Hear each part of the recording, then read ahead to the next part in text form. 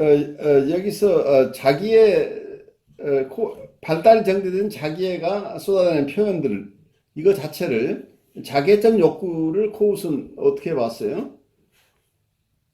이 자기대상 욕구가 있다고 하는 것은 환자 자체가 건강을 회복하려고 하는 몸부림이라고 봤던 부분이죠. 그래서 발달이 정지된 자기애가 쏟아내는 표현이라고 얘기를 하고 있는데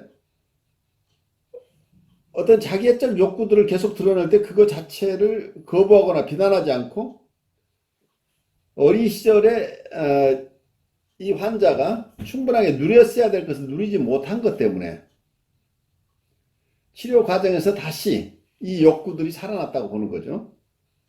그래서 재활성화하던 자기 대상 욕구는 치료를 하기 위해서 필수적인 것이라고 본다는 얘기죠. 그러니까 치료를 돕기 위해서 치료 진전을 위해서는 이 자기 대상 욕구가 필요하다고 본 거죠. 근데 이 부분에서 역동 심리학자들, 그 역동 방어, 그 우리가 드라이브 그리고 드라이브에 대한 어떤 디펜스라는 역동과 방어 이론 쪽에서는 이걸 죄책감과 연관시켜서 보니까 이걸 방어로 간주한다는 얘기는 결국은 분석자 그 자체가 진전되지 않도록 결국 장애물이 된다고 하는 거죠. 그래서 이 어떤 자기애적인 욕구들, 자기 대상 욕구, 셀프 아브젝트에 대한 욕구들이 치료 과정에서 쏟아져 나올 때 이것을 치료에 도움이 되는 것으로 보는 것이냐 아니면 치료를 근본적으로 방해하는 것으로 보느냐는 굉장히 큰 차이가 있죠.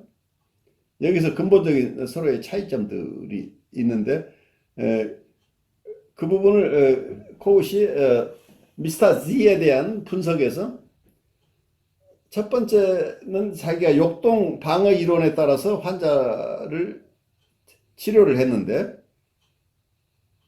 4년 반을 치료하고 나서 자기는 이 환자가 다 이제 나은 것으로 생각을 했었는데 5년 후에 이 환자가 다시 돌아왔다는 얘기죠.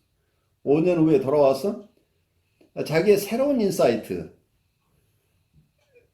그래 셀프 사이칼러지적 입장에서 이분이 자기 대상 욕구라고 하는 거, 셀프 아브젝트에 대한 어떤 여러 가지 욕구들은 이게 방어가 아니고 치료를 방해하는 것이 아니고 이분이 어린 시절에 충분하게 경험했어야 될 것을 경험하지 못한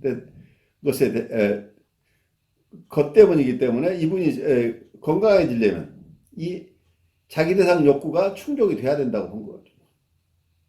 근데 자기 대상 욕구를 충족한다고 하는 것을 너무 그냥 일반적인 충족이라는 개념보다는 코웃은 굉장히 조심스럽게 이걸 설명하려고 애를 쓰죠.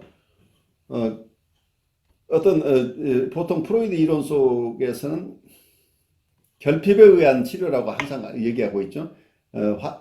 내담자가 만족 중심으로 가게 되면 이분은 더 이상 분석을 통해서 도움을 받으려고 하지 않고 역동 충족을 계속 요구하기 때문에 그래티케이션 중심으로 환자를 도울 수는 없다고 보는데 그런 비난을 감안해서 이 자기 대상 욕구들이 있을 때 그 자기 대상 욕구들을 결국은 채워주는 건데 이 사람이 경험하지 못했던 과거에 경험하지 못한 정서적인 경험을 통해서 과거의 부모들은 자기의 아이가 그랜디오스 셀프를 드러냈을 때 거대 자기를 드러냈을 때 그걸 우리 아이가 정말 훌륭하다. 그리고 너는 참 뛰어나고 너는 힘도 세고 영리하고 누구보다도 예쁘고 이런 것들 그랜디오스 셀프를 있는 그대로 반영해주는 미러잉 해주는 부모 역할을 아이가 요구하는데 임상 과정에서 이 부분을 공감해 줘야 된다. 이 환자의 정서를 공감한다고 하는 것을 이분을 만족시켜 준다는 것하고 어떻게 구별할지는 쉽지 않은 얘기지만 어쨌든 이분들이 과거의 원대상에게서는 체험하지 못했던 정서적인 경험을 해야 된다는 얘기죠. 그래서 그것을 이 정서적인 커뮤니케이션을 통해서 심볼릭하게 이 사람이 필요한 것들을 채워줘야 된다는 얘기죠.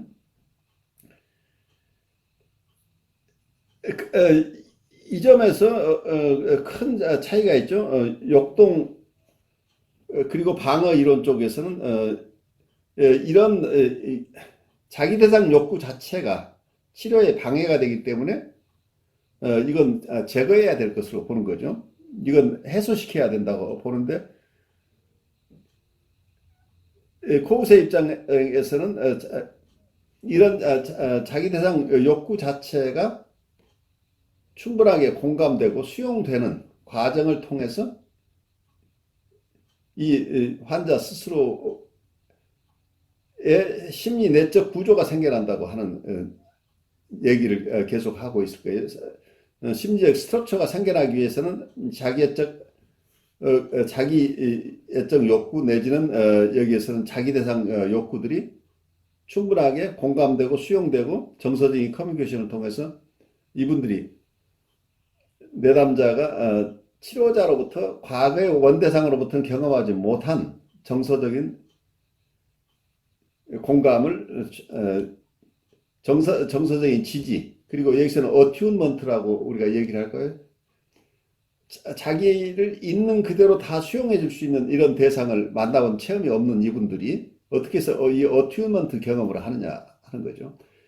그래서 임상에서는 여기서 코웃이 봤던 환자들은 자기애적 성격장애나 행동장애자이기 때문에 이 자기 셀프에 대한 셀프 이스팀이 바닥에 있는 이 사람들을 어떻게 도와줄 것이냐 하는 지점에서 과거에 보통 이고 사이칼리스트 얘기하듯이 어느 정도 구조가 돼 있어서 심리 구조가 돼 있는 사람들에게 사용했던 치료 기법인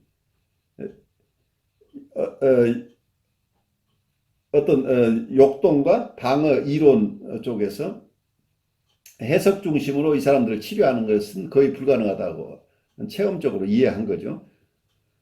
그래서 코웃의 이론이 조금 애매한 부분은 어떤 이 공감을 통한 엠퍼티를 임패틱 이머전이라고 하는 공감적 침잠이라는 이런 것을 굉장히 중요한 것을 자기 치료 기법으로 가져왔는데 이걸 워낙 이고 사이칼리스트의 반대가 심하니까 이게 어쩌면 클래시컬한 이론 쪽에서 소화해낼 수 없는 그런 인사이트였기 때문에 이걸 본인이 치료 기법이라고 얘기를 할 수 없었고 어떤 면에서는 환자를 이해하는 하나의 수단이었다. 치료 기법은 아니었다라고 이렇게 애매하게 얘기하는데 그렇지만 이 공감을 함으로써 결과적으로는 치료적인 효과가 있었다. 이렇게 함으로써 본인이 스스로의 자기의 입장을 클리어하게 밝히지 못한 부분이 있는 거죠. 그래서 어쩌면 공감만 가지고 어떻게 치료를 하느냐고 하는 그런 반론들 때문에 그 부분을 마지막까지도 잘 설명하지 못한 부분인데 이제 그 후학들이 이걸 조금 더 선명하게 설명하고 요즘 들어서는 인터서브젝티브 띠어리랄지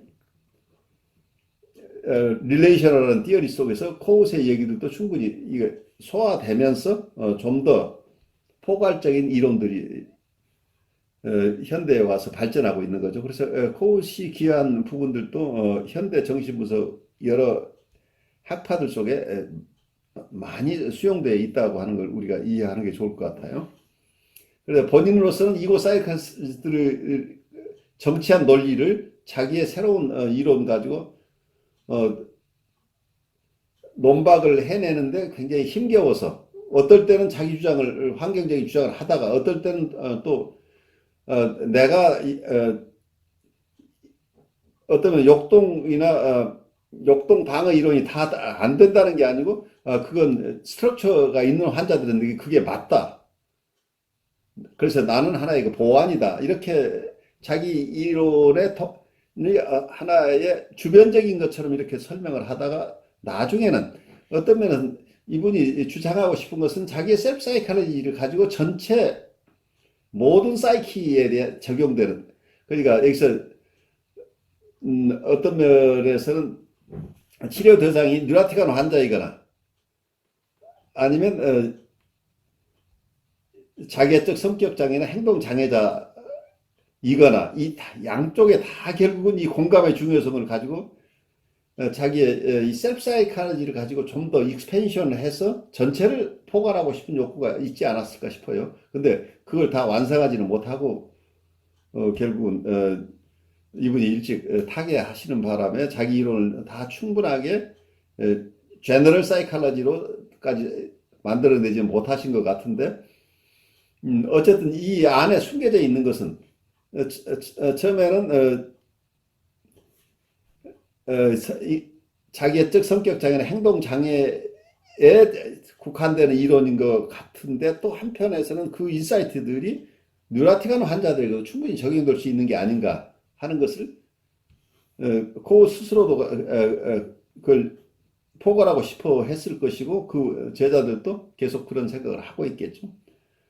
그런 측면에서 현대정신분석도 마찬가지예요. 스파르타니스 이론도 초기에는 스파르타니스도 뉴라티칸 환자, 그 오브젝트 트랜스퍼런스가 일어나는 뉴라틱 환자 레벨에 가면은 궁극적으로 모두가 클래시컬한 이론에 따라서 치료하면 된다. 그런데 그 레벨에 가기 전까지는 전통적인 치료 기법이 없으니까 그것을 대신하기 위해서 모던 사이코애널리시스의 기법을 개발했다. 이렇게 처음에는 어떤 상보성이라고 할까요? 프로이드 이론, 클래시컬한 이론이 커버하지 못한 부분을 그 부분을 보충한다는 개념으로 겸손하게 시작을 했지만, 나중에 이론이 이렇게 발전하면서 사실은 그 속에 있는 이모셔널 커뮤니케이션이랄지 이런 아주 좋은 인사이트들은 꼭 프리에더퍼런 환자에게만 적용할 것이냐, 꼭 그렇지 않고 이것도 다른 환자를 보는데도 같은 입장에서 다 모던 사이코애널리틱한 입장을 충분하게 더 확대시켜야 되지 않느냐 하는 이런 흐름들을 또 만들어내는 거죠. 셀프 사이칼로지도 마찬가지일 것으로 봐요. 그래서 셀프 사이칼로지 쪽에서도 처음에는 자기애적 성격 장애나 행동 장애자 중심으로 이론을 전개를 했고, 모던 사이코애널리시스도 프리에더퍼런 환자 중심의 이론이었지만 이론이 발달하면서 그 이외에 환자층까지도 커버해서 넓은 의미에서 정신분석을 통할해내려고 하는 그런 움직임들이